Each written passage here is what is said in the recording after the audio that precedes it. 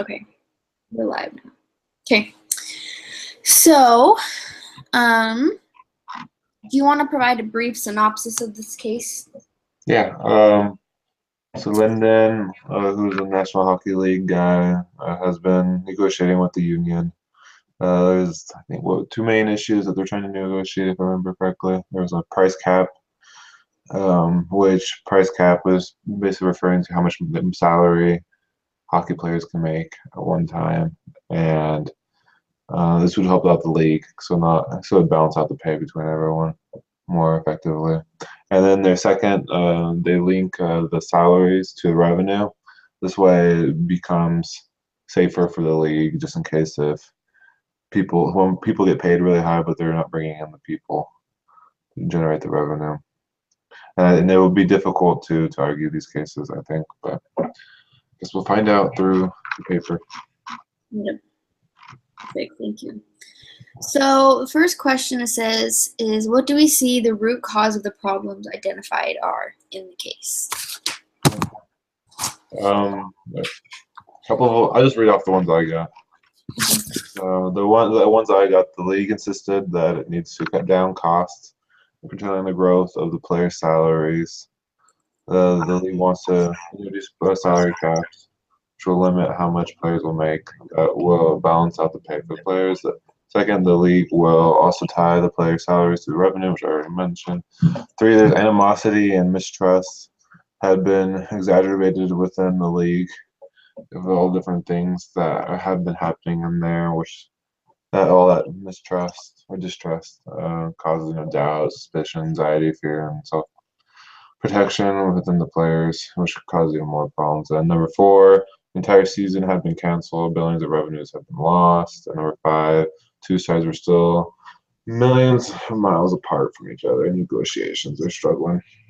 So a lot of problems. Not a problem. Yeah. I thought it was interesting that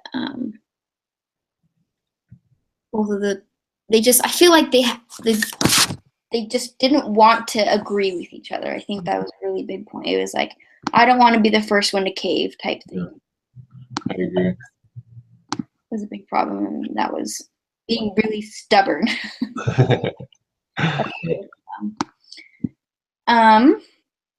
So it says, let's explain what BATNA means.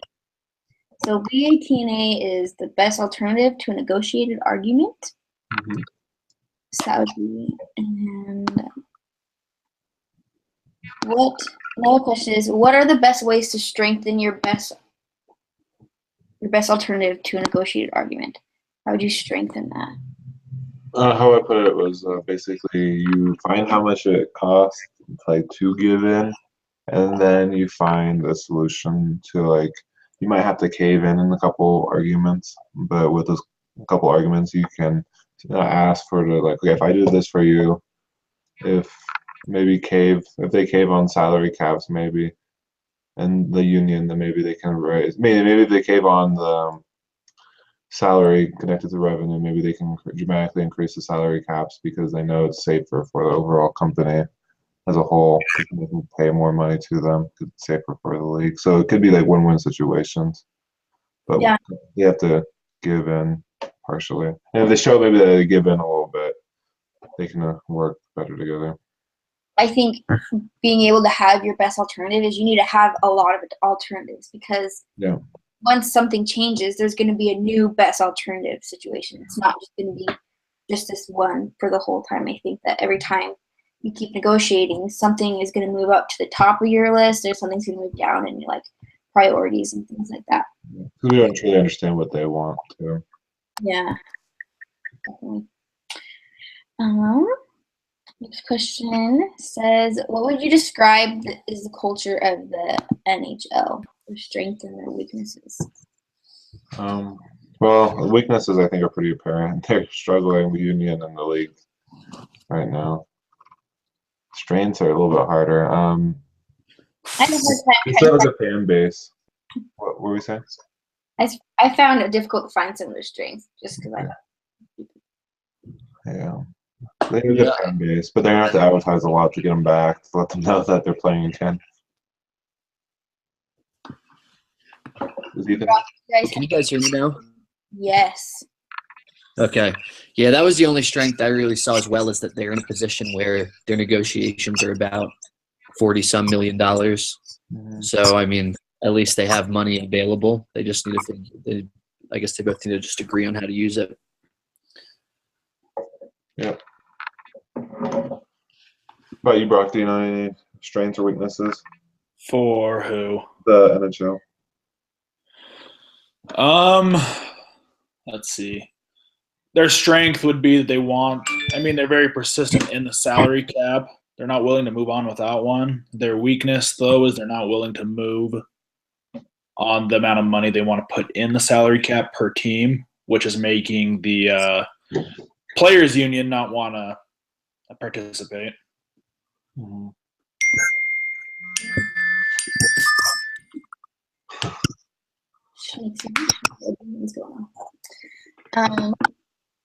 Okay, wants to explain what ZOPA is.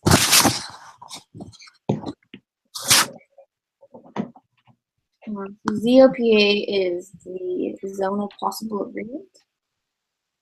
I think that's where the two parties that are arguing, they kind of make a compromise in where they want to agree. So ask, is it possible to change another person's ZOPA? Why or why not? I think it is. I think it just always depends on the deal they're doing. I mean, I don't know. I can think of multiple times in the business I've done that people have always budged one way or another just to get to the agreement. I assume the NHL finally gets to that point, but right now no one's willing to move on that. So I think it does.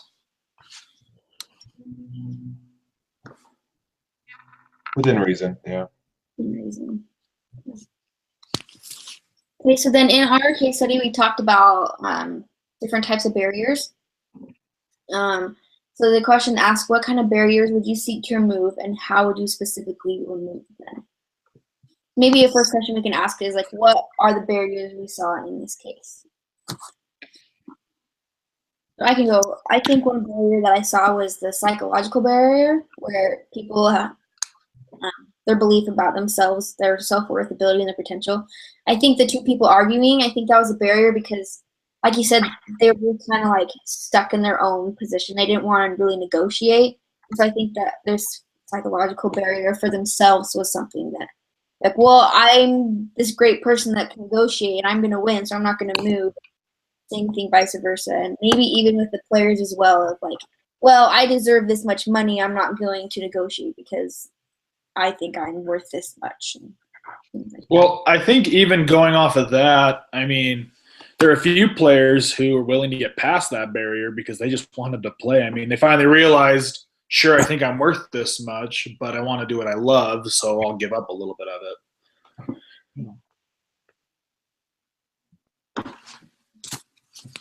It hurts the players overall when they can't play.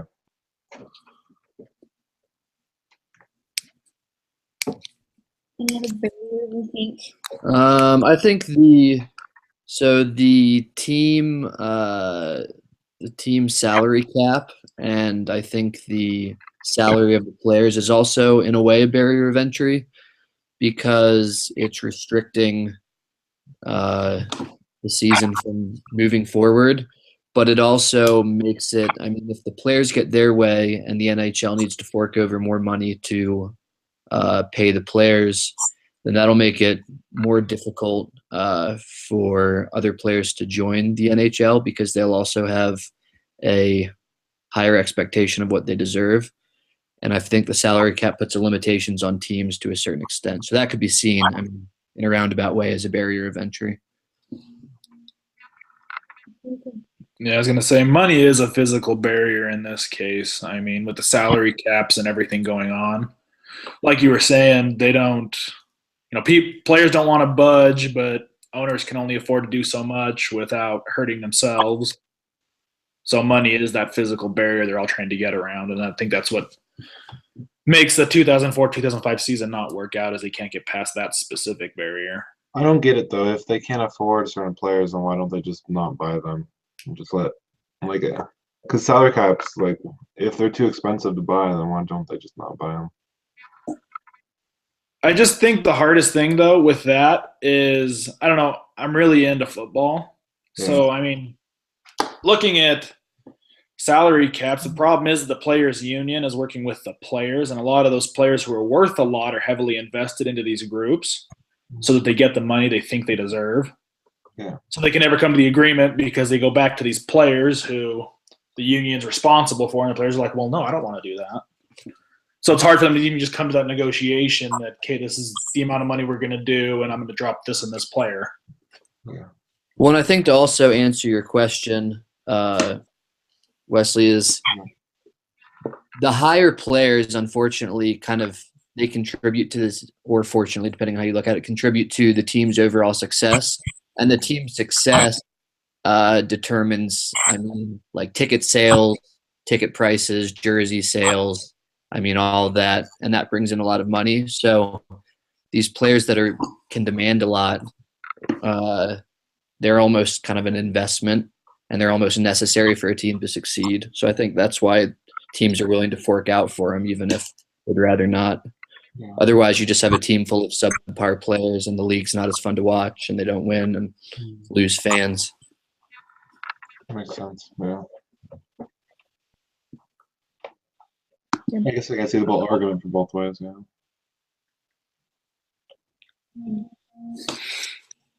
So the next question asks, what would you do if you were the National Hockey League's Players Association to resolve the situation?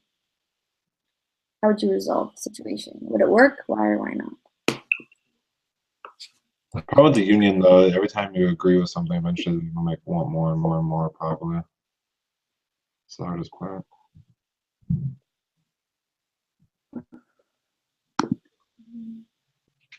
What do you guys think? What was it? I think it's.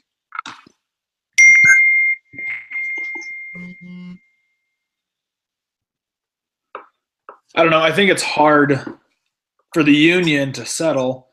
I don't know. Reading through the case, and you kind of look at how the NHL came to, and how players have been treated, and how their last case went, and NHL thought they won, and they were kind of high and mighty on it. I don't think there's a very fine line when it comes to settling. That you don't want you might want to give a little bit, but not too much. Yeah. Because they can kind of they'll try to take advantage of it.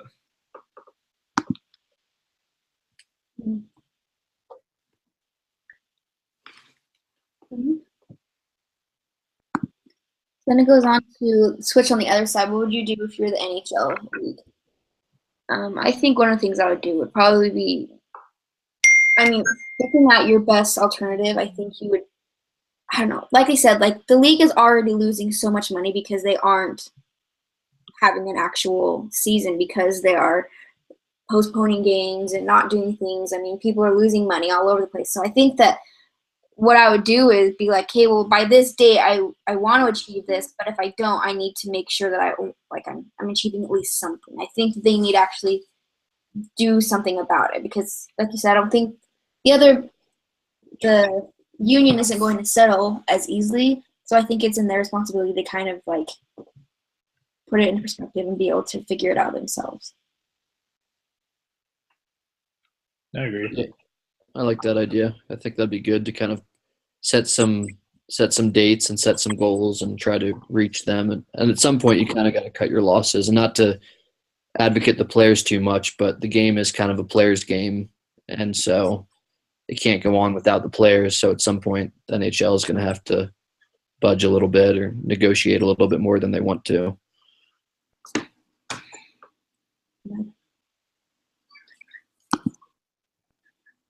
The players eventually, they need the NHL too, so it goes both ways.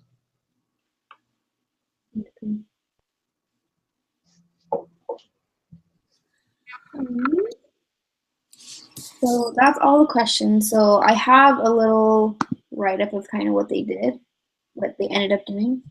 So it said on July 13, 2005, the NHL and the NHLPA reached a settlement in a 6-year collective bargaining agreement. The union can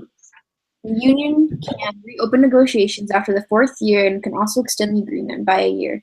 The centerpiece of the nearly 600-page agreement is the team payroll cap of $39 million for 2005-2006, with a player compensation limited to 54% of league revenues. The agreement achieves the cost certainty that Bettman and the owners wanted. The cap will be adjusted annually. If revenue goes up, the cap will rise. If revenue goes down, the cap will fall. There's a minimum payroll of $21 million. Rookie salaries are capped at $850,000 per season. The top signing bonuses percent annually. Cool. So, looks like they came to agreement. It sounds like it worked out, I guess. Yeah. So, Great. So what time are we meeting next week to have our presentation? Same time? yes. So we all have to have our own presentation next week. A PowerPoint. It's gotta be what, 5 to 7 minutes long, give or take. Yeah. Something like that. Do we have to grade each other or something? I guess I haven't really looked too much into it. I think we just, I don't know if we grade each other. I think we just hop on this, and then there's like a little place to attach a link so we can all look at it. And then we just all present it to each other. And then I think we submit it to the teacher as well. So we have to submit our final presentation, and then we just have a meeting and present it to each other. Yeah, from what I read, and I just browsed over it, so I could be wrong, but I think that's what it said. Okay. That works for me. Next time this week works for me. Yeah, that works for me as well. Cool. Yeah, it'll be fine. Sounds good. Start the meeting. I guess I can start at 2 if you want me to. Well, I can send out the link. So we're changing the time for next week? Yep. What time? What was it again? So I can put it on my phone. 10 o'clock. 10 o'clock Wednesday, right? Oh, yeah, same time. Said 10? Yes. I missed, yeah, Mountain Standard Time. Okay. Cool. See you guys then. Yeah. Thanks, guys. Yeah, thank you.